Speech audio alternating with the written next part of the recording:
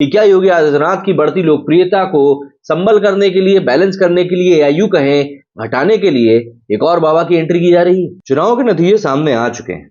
राजस्थान के साथ साथ मध्य प्रदेश और छत्तीसगढ़ में भी बीजेपी ने भगवा लहर दौड़ा दी। कई सारे बुद्धिजीवी और पढ़े लिखों का कहना है कि गौमूत्र पीने वालों ने बीजेपी को चुना है, जबकि समझदार लोगों ने बीजेपी को नकारा है।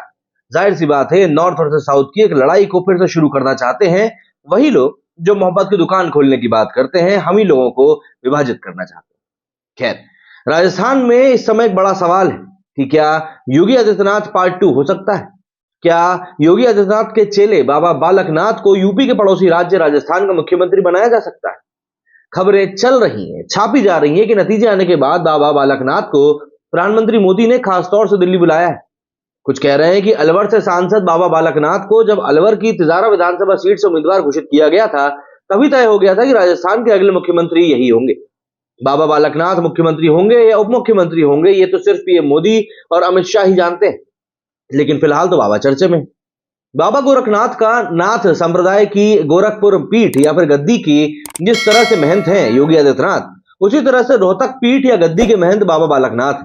उनके गुरु बाबा चांदनाथ की मृत्यु के बाद योगी आदित्यनाथ के कहने पर ही रोहतक पीठ का महंत उनको बनाया गया था। बीजेपी ने बाबा बालकनाथ समेत 5 धर्म गुरुओं को इस बार चुनाव मैदान में उतारा था। 5 जीते, लेकिन सबसे ज्यादा हॉट सीट तिजारा की ही रही, जहां खुद योगी आदित्यनाथ चुनाव प्रचार के लिए आए और यूपी से बड़ी संख्या में कार्यकर्ता भी भेजे गए थे। पूरे राजस्थान में बीजेपी की ध्रुवीकरण नीति को फैलाने और कामयाब बनाने में बाबा बालकनाथ के बयानों की बड़ी भूमिका रही। अब माना जा रहा है और कहा जा रहा है कि अगर बीजेपी आलाकमान ने इस नीति का लोकसभा चुनाव में भी विस्तार करने का फैसला किया तो बाबा बालकनाथ मुख्यमंत्री के रूप में चौंकाने वाला नाम हो सकते हैं।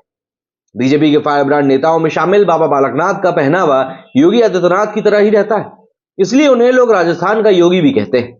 बाबा बालकनाथ की अलवर और उसके आसपास के इलाकों में पकड़ भी काफी मजबूत मानी जाती है और यही वजह है कि बीजेपी ने विधानसभा चुनाव में भी उन पर भरोसा जताया। वे बीजेपी के हिंदुत्ववादी एजेंडे पर फिट बैठते हैं और यही वजह है कि चुनाव से पहले जब राजस्थान में बीजेपी ने अपनी इकाई का ऐलान किया था, तब उन्हें उपाध्यक्ष भी बनाया था। महंत बालकनाथ योगी का जन्म 16 अप्रैल 1984 को राजस्थान के अलवर जिले के कोहराना गांव में एक किसान परिवार में हुआ था। उनके पिता का नाम सुभाष यादव और माता का नाम उर्मिला देवी। माता पिता की इकलौती संतान है और उनके परिवार में उनके दादा फूलचंद यादव और दादी मां संतरो देवी।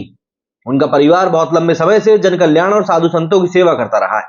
उनके परिवार ने उन्हें मात्र 6 वर्ष की उम्र में अध्यात्म का अध्ययन करने के लिए महंत खेतानाथ के पास भेज दिया था। महंत खेतानाथ ने ही उन्हें बचपन में गुरुमुख नाम दिया था। महंत खेतानाथ से अपनी शिक्षा दीक्षा को लेने के बाद वो महंत चांदनाथ के पास आ गए। महंत चांदनाथ ने उनकी बालक के समान प्रवृत्तियों को देखकर उन्हें बालकनाथ कहना शुरू कर दिया। महंत चांदनाथ ने उन्हें 29 जुलाई 2016 को अपना उत्तराधिकारी घोषित किया था। महंत बालकनाथ योगी हिंदू धर्म के नाथ संप्रदाय के 8वें संत हैं। बालकनाथ योगी बाबा मस्तनाथ विश्वविद्यालय के चांसलर भी। बालकनाथ की शादी नहीं हुई है और नाथ संप्रदाय की सबसे बड़ी गद्दी रोहतक स्थित स्थल बोहर के महंत है। इस मठ की रोहतक में university, college, medical college, school, hospital सहित बहुत बड़ा साम्राज्य है। स्थल बोहर की गद्दी का जो महंत होता है वो पूरे साम्राज्य का आधिपत्य भी होता है। योगी की तरह भगवा कपड़ों में दिखने वाले बाबा बालकनाथ अक्सर अपने आक्रामक तेवरों की वजह से चर्चा में बने रहते हैं। बाबा बालकनाथ ने 2019 में पहला लोकसभा चुनाव जीता था। उन्होंने कांग्रेस के कद्दावर नेता और पूर्व केंद्रीय मंत्री भंवर जितेंद्र सिंह को 3 लाख से भी ज्यादा वोटों से हराया था। बाबा बालकनाथ उसी नाथ संप्रदाय के महंत हैं जिससे योगी आदित्यनाथ जुड़े हैं। बालकनाथ रोहतक स्थित बाबा मस्तक मठ के महंत भी हैं। नाथ संप्रदाय की परंपरा के मुताबिक योगी आदित्यनाथ राष्ट्रीय अध्यक्ष हैं, तो रोहतक की गद्दी को उपाध्यक्ष की पदवी में हासिल है। ऐसे में वे सीएम योगी के काफी करीबी भी माने जाते हैं। बाबा बालकनाथ ओबीसी कैटेगरी से आते हैं। बालकनाथ ने चुनाव आयोग में अपना नामांकन दाखिल किया था।